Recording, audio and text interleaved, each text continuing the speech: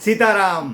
हमारे एक साथी ने एक कमेंट करके सवाल पूछा है, जैसे कि मैंने रूप माउंटेड डीबीआर के बारे में चर्चा की थी, तो उसी वीडियो पे उन्होंने कमेंट किया है देख लेते हैं। उन्होंने क्या कमेंट लिखा है, मैं आपको पढ़ के सुनाता हूँ।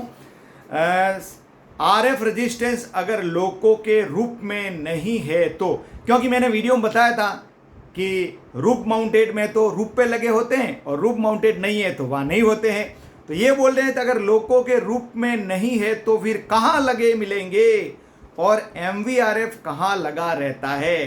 तो आज इसके बारे में हम चर्चा करने वाले हैं। उससे पहले मैं आपसे बोलना चाहता हूं कि आपने अगर चैनल को सब्सक्राइब नहीं किया तो कर लीजिए, क्योंकि बिना सब्सक्राइबर वाले मुझे ज़्यादा दिख रहे हैं और वीडियो तो देखते हैं लेकिन सब्सक्राइब नहीं करते। सब्सक्राइब कर दीजिए, आपका इसमें किसी प्रकार का कोई खर्चा नहीं लगता है। बात करते हैं कि रूप पर अगर रजिस्टेंस नहीं लगे हैं तो कहाँ लगे हैं और एमवीआरएफ कहाँ लगा।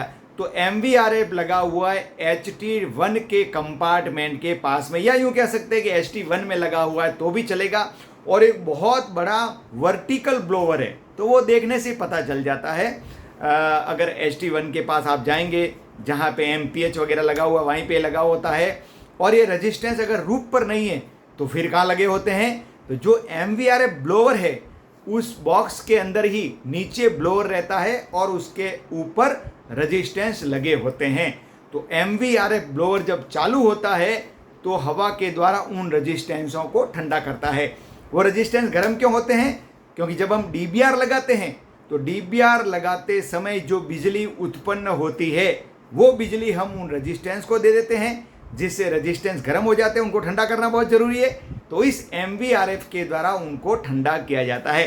तो अब आपको दोनों के बारे में कन्फ्यूज़न क्लियर हो गया होगा कि भाई एमवीआरएफ ब्लोअर कहाँ लगा होता है और जो डायनामिक ब्रेक के रजिस्टेंस है वो कहाँ लगे हुए होते हैं।